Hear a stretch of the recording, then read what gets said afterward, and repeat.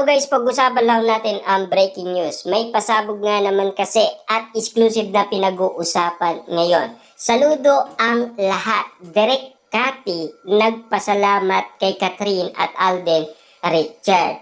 Ayon kasi sa karamihan, buti pa si Direk Cathy nagpasalamat umano kay Catherine Bernardo. Pero bakit si Alden Richard ni bakas ni Catherine Bernardo sa kanilang ginawa ay hindi niya umano pinasalamatan? Ano ba talaga ang meron? Pero kapansin-pansin na yan ng karamihan kung bakit nga naman kasi umiiwas talaga si Catherine Bernardo. Dahil ba sa ginawa talaga ni Alden Richard na tinigil niya umano ang panliligaw umano kay Catherine Bernardo. After nga naman kasi ma-inlove itong si Catherine Bernardo kay Alden Richard na parang bumibigay na kasi si Catherine Bernardo tapos pinigilan niya pa ang kanyang sarili. Napapasagot niya na si Catherine Bernardo pero bakit pinipigilan ni Alden Richard ang kanyang sarili? Dahil lang ba sa nangyari sa kanyang lolo? Dahil siya ay tinamaan ng anxiety na parang gumuho ang mundo niya kasi parang ginaya niya umano ang ginawa niya kay Julian San Jose. Yan din kasi ang reklamo ni Alden Richard, di ba?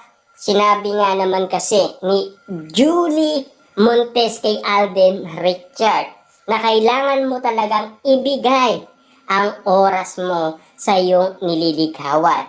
Kahit saan ka man naroroon, busy ka man, or kung ano pa man ang ginagawa mo, kailangan mo magkaroon ng time management.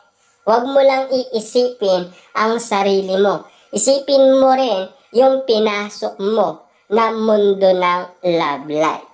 Diba? Yun kasi ang pagkakaalam ko noon na nangyayari sa mundo ni Alden Richard.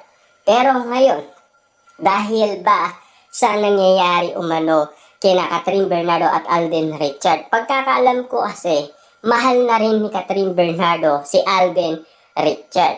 Pero si Alden Richard talaga parang hindi pa talaga niya kaya umanong ma-inlove sa isang babae na parang paulit-ulit niya na lang sinasabi na focus muna ako sa pamilya ko, focus muna ako sa negosyo ko, focus muna ako sa kanyang karera.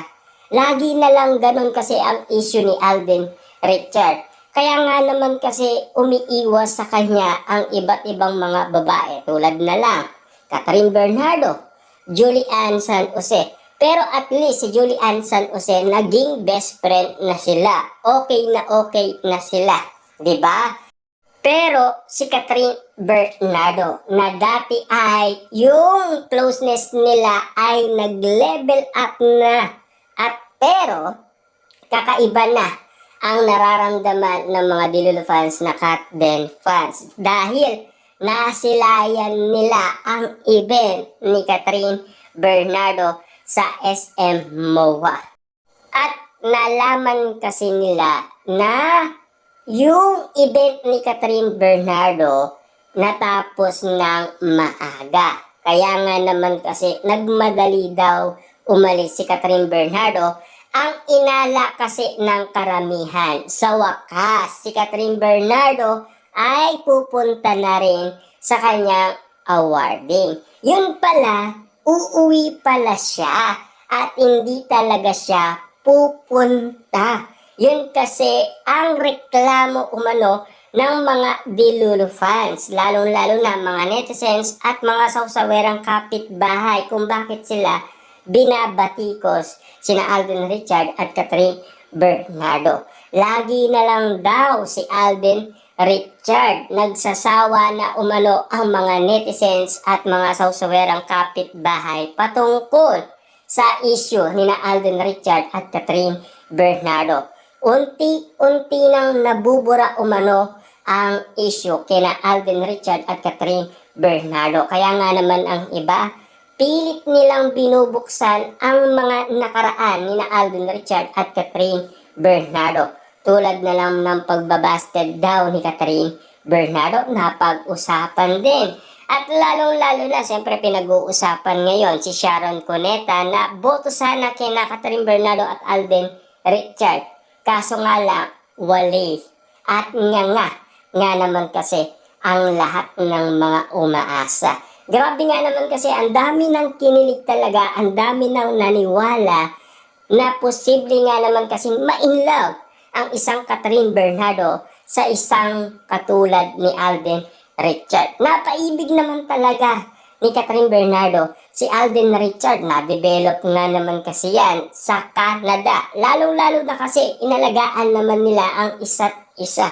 Kitang-kita nyo naman ha, yung dalawang umanong cast ng Hello Love Again na nakasama nila, yun mismo ang nagsalita sa kanilang nakikita na para magjowa sila kung kumilos or para mag-asawa sila kung kumilos. Para daw kakaiba na ang mga kinikilos ni na Alden Richard at Catherine Bernardo. Yan kasi ang inala ng karamihan. Siguro nagulat din naman sina Mark at Marvin sa mababalitaan nila na tampuhan at iwasan ni na Alden Richard at Catherine Bernardo sa sinasabi nila noon na ang chemistry at love ay hindi fake news, di ba? Kaya nga naman nagsalita noon si Joros, di ba? Pero ang kinakagulat natin dito, kung ano nga ba talaga ang tunay na ganap at ano nga ba talaga ang katotohanan. Kasi kung talagang nagtatampo si Catherine Bernardo, malamang sa malamang mahal niya pa si Alden Richard. In love pa rin siya kay Alden Richard. Na alam naman natin kasi marami din ginawa si Alden Richard para kay Catherine Bernardo. Napasaya niya, napaligaya niya at napa-inlove pa ang isang Catherine Bernardo. Kaya ganyan yan, in love yan. Siyempre alam naman natin, mahal na mahal niya si Alden Richard. Nandoon na eh. Kasi ayon niyan kay Ogie Diaz at Christy Fermin. Lahat ng tao umasa. Lahat ng tao ay nabigo sa kanilang paniniwala kay Catherine Bernardo at Alden Richard. Di ba?